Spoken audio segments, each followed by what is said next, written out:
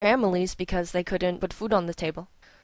Of course, eventually, the PC bang fad spread beyond unemployed men when the Korean economy got back on its feet and began to be interesting to the younger generation as well. And so by 2006, there were over 30,000 PC bangs in Seoul alone, which, if you take into consideration the geographic size of Seoul, amounts to about an internet cafe per block. And given that these internet cafes had 30, 40, 50 PCs in them, all very high quality, all with good internet connections, and all able to be used for very cheap and with various games pre-installed on them, this meant that the stage was set for a revolution in the way the Korean people thought about entertainment and thought about the role of technology in their lives. Another seemingly unrelated factor that is also very important to the rise of internet and the importance of technology in Korean society is the geography of Korea itself. Korea is not a large nation geographically, and people tend to cluster in cities, and people tend to live in large apartment buildings because there isn't a lot of room to build large, sprawling suburban houses. And the fact that these people lived in these apartment complexes made it very easy to get whole swaths of the population connected to broadband internet at one stroke. By 2004, the broadband penetration rate in Korea was over 80%, whereas in 2006 it was only at about half that in the United States.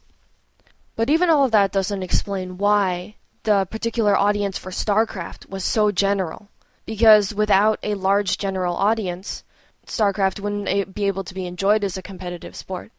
If people in the United States didn't grow up playing Little League baseball and Pop Warner football, we wouldn't have the collective social awareness of sports like football and baseball that allow these games to be enjoyed on a wide scale as entertainment professionally throughout America.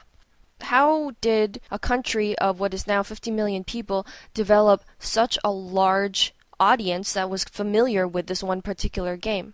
The Korean Esports Association estimates that there are 18 million fans of esports in Korea, and of course, almost all of that is StarCraft. Korea is a collectivist society. In practical terms, that means you have to do whatever your friends are doing. There isn't room for individualism. If your friends are getting the latest gadget, you have to get the latest gadget. If your friends are getting a certain haircut, you have to get that haircut too, or else you are marked as an outsider. There's a very strong in-group, out-group mentality. So what this means is that you don't have a situation in Korea where people are playing all kinds of different games, which is the way it is in the United States.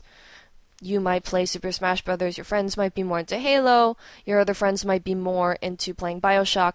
And so if you look at, say, the most popular video game in the United States, it's a very small percentage of the entire American population of gamers that plays one particular game. But in Korea, because everyone has to do what their friends are doing in order to be socially accepted, that's not the case. Even 10 years after the release of StarCraft, on any given day in Korea, if you look at what people are playing in the PC bangs, it's still going to be the case that 16% of patrons are playing StarCraft, which is an enormous percentage of a large population of people to be doing any one thing, let alone doing something as seemingly based on personal preference as playing a computer game. So if you look at StarCraft as a game in general, yes, of course, there are features that make it playable by large numbers of people, that make it enjoyable on its own special merit and characteristics to many. But the fact is that there were also pre-existing conditions in Korean history, culture, society, and economics that set the stage for a game like StarCraft to come along and almost instantaneously be tremendously popular among millions of people.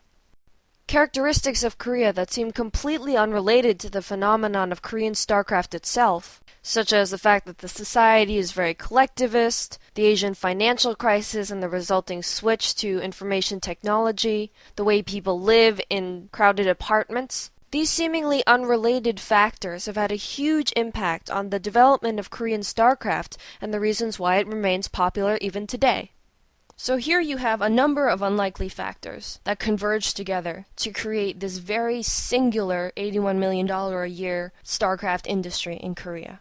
As much as we in the West would like to think, perhaps, that individuals succeed purely on their own merits regardless of their circumstances, it is apparent from this example that in many cases this isn't true.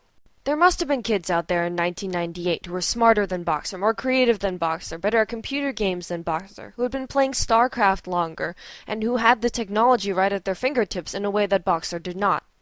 There were other countries in the world that had to restructure their economies in 1997 because of the Asian financial crisis. There are other countries in the world where people live in apartment buildings, which would be very easy to wire simultaneously for internet. There are other cultures in the world that are collectivist, where people have to do what their friends are doing, and you get large sectors of the nation doing one thing all of a sudden at one time. There was very little that is special about StarCraft, or that is special about Im Yo-hwan as a person, that made the Korean StarCraft scene come into being. It could have happened in a lot of other places. It could have happened with a lot of other people. But the special value in BoxeR as a person is that he was able to take advantage of those chance opportunities that were given to him, and to follow his dream and to follow his passion. But I don't think anyone can say that BoxeR is where he is today because he's the smartest, or he's the best at StarCraft, or he has some sort of unique talent that wouldn't be found anywhere else in the world. Of course, that's not true. There might be a million BoxeRs out there all across the world who are just waiting for that chance to play a video game or a computer game at its highest level, and have access to those facilities, and have access to an audience that wants to watch what he or she does. There might be a million of them out there, and they might also revolutionize esports in the way that BoxeR has. The problem is finding them those opportunities. So another big question is, well, if it happened in Korea, and if it was because of all of these sort of chance factors that converged together to push StarCraft into the spotlight, could it happen anywhere else? Especially, could it happen in America? Could it happen in the West? Those of us who follow esports know that to a certain extent, the West is lagging behind Asia in terms of the growth of the esports industry and its popularity. I wouldn't say it's impossible, but what it means is that you can't necessarily look for the right game or the right person to become a star and to revolutionize an industry. You have to look for the right conditions that can recreate this formula that worked in Korea in certain ways, such that an esports industry can really take off. This is where I think something like the Collegiate Star League, founded over at Princeton by Hazel and the gaming group Smashcraft Heroes, can really come into play. Now, how would something like a Collegiate StarCraft League in North America be able to recreate the conditions that prevailed in Korea? Well, where in America can you find densely populated groups of people who are interested in gaming and who are very much affected by what their peers do, and who all have internet and the basic technology to be able to play a game in groups competitively? Pretty much colleges. That's all I can really think of. And when can you find a time when it seems like the old ways of doing business and the old ways of entertaining people aren't working anymore, and we have to focus on something new? Great new ways of doing things don't come into being when the old ways are doing perfectly well. They happen when the old things don't seem to work anymore. I would say maybe a recession. And not just any recession, in the case of competitive gaming, but a recession where things like movie tickets and DVDs aren't selling as well anymore because so many people are playing video games. So based on the lessons that we've learned today from Korea, I would say that the time is right now, for a revolution to happen in esports in the Western world. Especially in PC gaming, where all you need is a desktop or a laptop and an internet connection to get going. So I will personally be keeping a very close eye on the growth of the CSL, which you can follow over at cstarleague.com. And if it's managed well and it gives people the opportunity to develop their talents, then I think it could be the start of something big. And you know, StarCraft 2 is just around the corner, hopefully, and that may be that special catalyst that esports needs to develop the potential that I truly believe it has and become a worldwide phenomenon.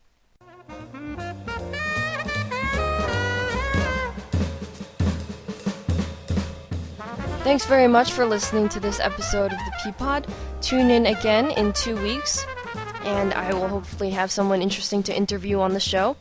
I like to have a little variety where there are interesting interviews sometimes and me talking about things that interest me other times. Thanks very much to SC2GG and the SC2GG community for being so supportive of my efforts, and also for hosting the MP3 version of this podcast. And thanks also to Grace Kelly for the amazing intro and outro music. Visit, again, gracekellymusic.com if you want to hear more of her stuff. Thanks also to Malcolm Gladwell, whose recent book Outliers gave me a lot of the inspiration for the material in this podcast. And finally, please leave me feedback. I'd love to hear from you, and keep supporting competitive StarCraft and esports. This has been a Voice of Esports production. Forever yours, Peanut.